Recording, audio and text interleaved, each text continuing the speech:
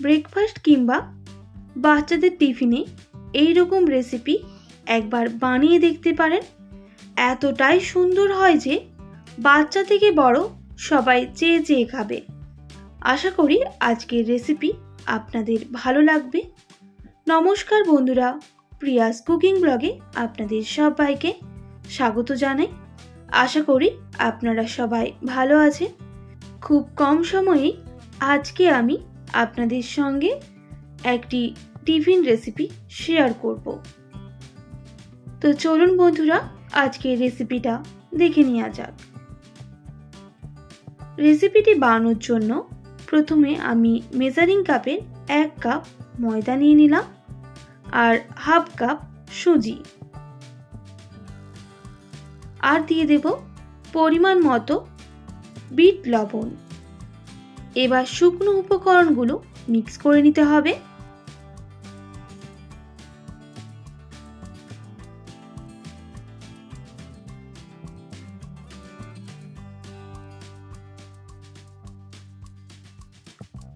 উপকরণ ভালোভাবে মিক্স হয়ে গেলে দিয়ে দিতে হবে ফেটিয়ে রাখা টক দই 4 টেবিল চামচের মতো, আর দিয়ে দেব হাফ টেবিল চামচ বেকিং পাউডার। আরও দিয়ে দিতে হবে সামান্য পরিমাণ বেকিং সোডা।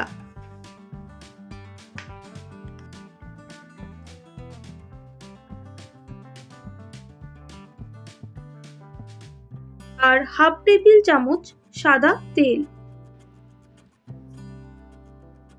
আবারও সমস্ত উপকরণ ভালোভাবে হাত দিয়ে মিক্স করে নিতে হবে।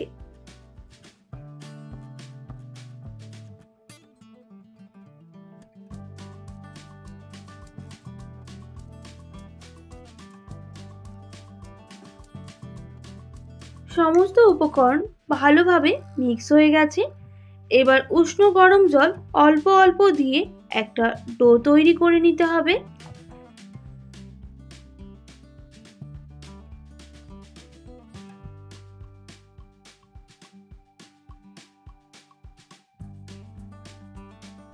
এই রকম ডো তৈরি হয়ে গেলে সামান্য সাদা তেল ওপর থেকে দিয়ে আমি ঢাকনা দিয়ে ঢেকে দেব প্রায় আধ ঘন্টা মতো।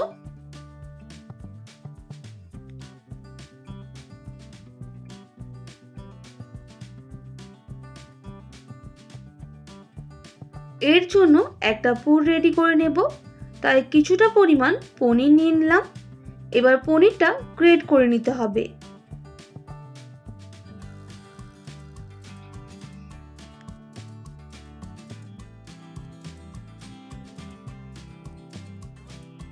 তো দেখুন বন্ধুরা, পনিরটা ভালোভাবে গ্রেট হয়ে গেছে। এবার এর মধ্যে দিয়ে দেব চিনির পাউডার 2 টেবিল চামচের মতো। আপনারা অবশ্যই মিষ্টিটা কম বেশি করে নেবেন। আর দিয়ে দেব গুঁড়ো দুধ 2 টেবিল চামচ। আপনারা অবশ্যই কম বেশি করে নেবেন। এবার সমস্ত উপকরণ এইভাবে মিক্স করে নিতে হবে।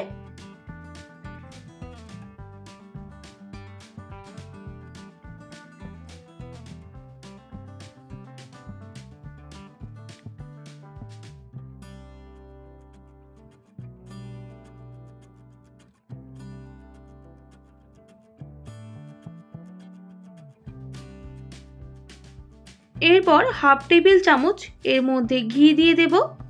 তাহলে এটা মিক্স করতে খুব একটা অসুবিধা হবে না। আবারও হাত দিয়ে ভালোভাবে মিক্স করে নিচ্ছি।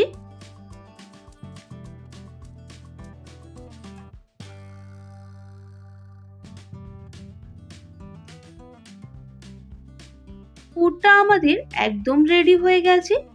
এবার এটা সাইডে রেখে দিতে হবে। আর আধ ঘন্টা পর ফিরে এলাম। এবার ঢাকনাটা সরিয়ে আমি এটা আবারও একবার হাত দিয়ে ভালোভাবে মেখে নেব।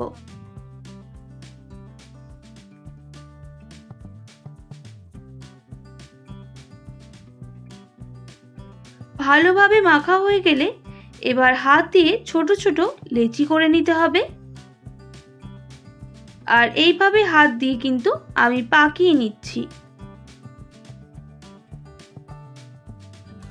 তো দেখুন বন্ধুরা, একটা রেডি হয়ে গেল। একইভাবে আবারও একটা লেচি করে নেব আর এইভাবে হাত দিয়ে পাকিয়ে নিতে হবে।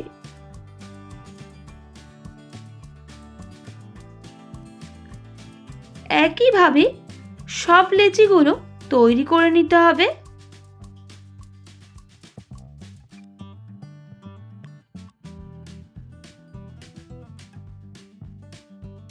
একইভাবে সব লেচিগুলো তৈরি হয়ে গেছে। এবার এগুলো আমি বেলে নেব। এরপর আমি একটা বেলনি নিয়ে নিয়েছি, এর মধ্যে গুঁড়ো ময়দা দিয়ে দেব আর যে লেচিগুলো আমি এইভাবে হাত দিয়ে পাকিয়ে রেখেছিলাম সেগুলো রুটির আকারে বেলে নিতে হবে।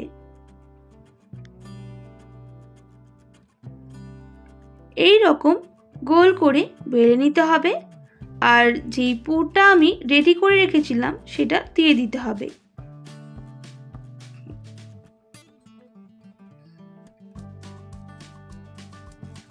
চামচ দিয়ে পুরো রুটিটায় পুরটা এইভাবে লাগিয়ে দিতে হবে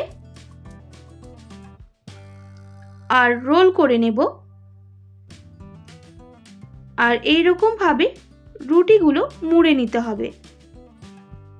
কিছুটা শুকনো ময়দা দিয়ে আবারও এটা একটু বেলে নেব।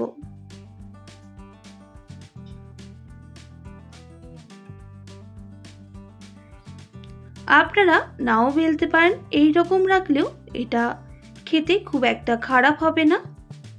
আমি তবে একটা বেলে দেখিয়ে দিচ্ছি আপনাদের। আবারও একইভাবে অল্প শুকনো ময়দা নিয়ে নিলাম আর লেচিগুলো এইভাবে বেলে নিচ্ছি।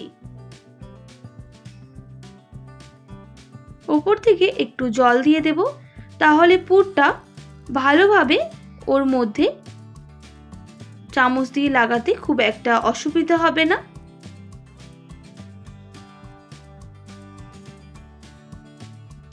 একইভাবে আবারও রোল করে নিচ্ছি।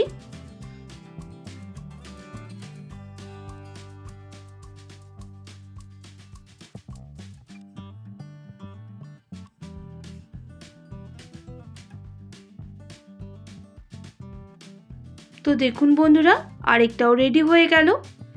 একইভাবে সবগুলো রেডি করে নেব।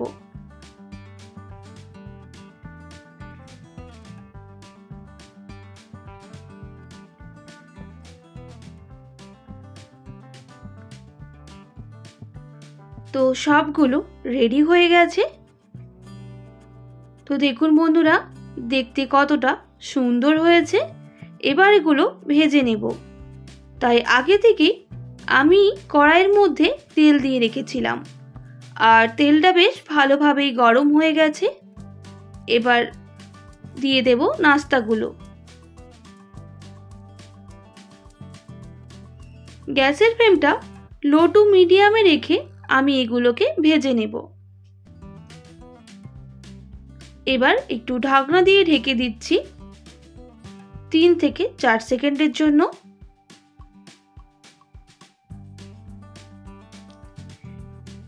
এবার ঢাকনাটা সরিয়ে নেব আর উল্টে দিতে হবে এগুলো আরেক দিকটা ভালোভাবে ভাজার জন্য।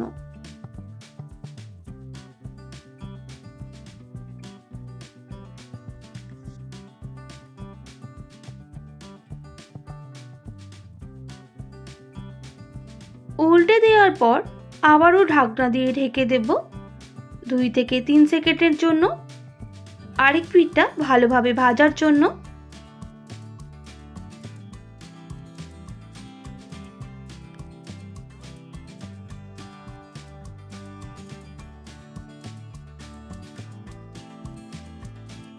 এবার ঢাকনাটা সরিয়ে আবারও এপিঠ ওপিঠ ভালোভাবে ভেজে নিতে হবে।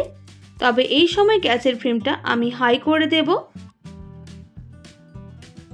এগুলো ভাজা হয়ে গেছে, এবার নামিয়ে নিতে হবে।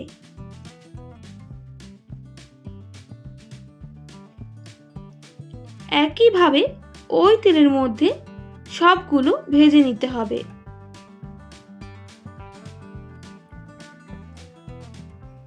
এইভাবে ঢাকনা দিয়ে ঢেকে এপিঠ ওপিঠ ভালোভাবে ভেজে নিলে ভেতরটাও ভালোভাবে ভাজা হবে। ছোট থেকে বড় সবার কিন্তু এই রেসিপিটা খুবই পছন্দ হবে। আর এইভাবে আমি সবগুলো ভেজে নেব। তো দেখুন বন্ধুরা, ভাজা হয়ে গেছে, এবার নামিয়ে নিতে হবে।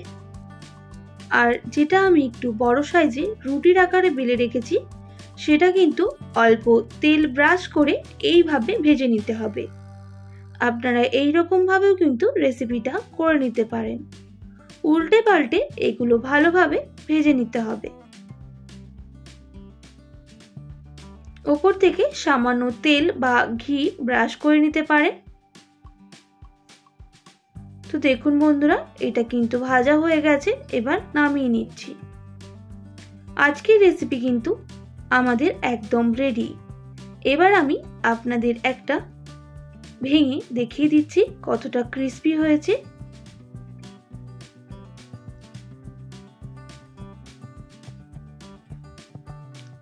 আর ভেতরটাও কতটা সুন্দর হয়েছে।